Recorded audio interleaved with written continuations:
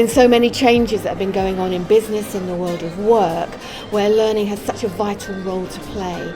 And yet not all of us have kind of stepped into playing a role that's needed in organisations. But right now, we need businesses and individuals and teams that are not just trained, but are equipped and ready to do their job today, to do the job for tomorrow, and to be prepared to adapt.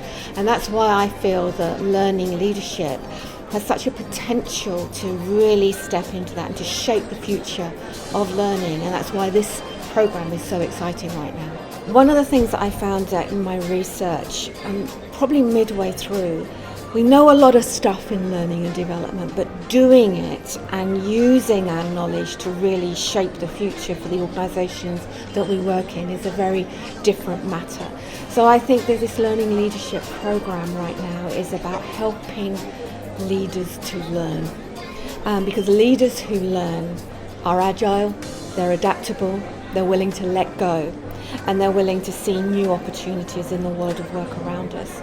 And if we position ourselves as experts, then we're going to be really in danger of living our lives in the past rather than thinking about how we shape the future. And so that's why this program is so vital for learning leaders right now.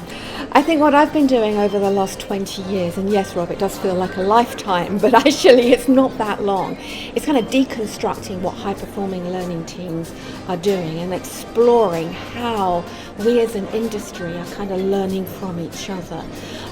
So yes, there's a lot of data and there's a lot of correlations of what links back to better business impact, better culture, better performance, and yet we're not necessarily doing that. So for the last 5 years, I've been looking at data in a different way, and I've been looking at why is it that we're not making the progress that we're so hungry to achieve and that we're so willing to talk about. And it's one of the things that kind of bubbled up for me during the COVID years when we were looking at the Action Research Programme of Emerging Stronger.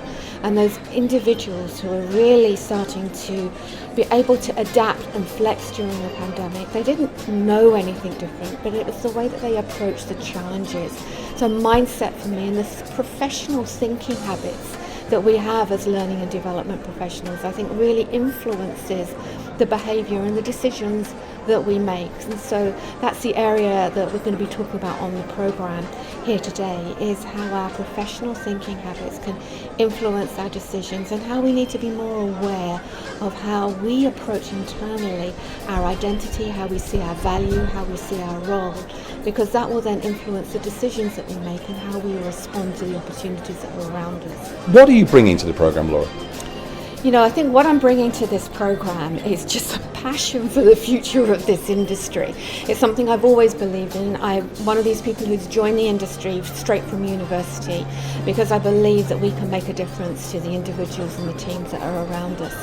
And right now, we need to be making that difference. So if I can bring some energy, some hope, some drive through the data, through the opportunity, through bringing people together, and then I hope that I will have done just a little bit on the journey of these amazing learning leaders that are on the CLO 100.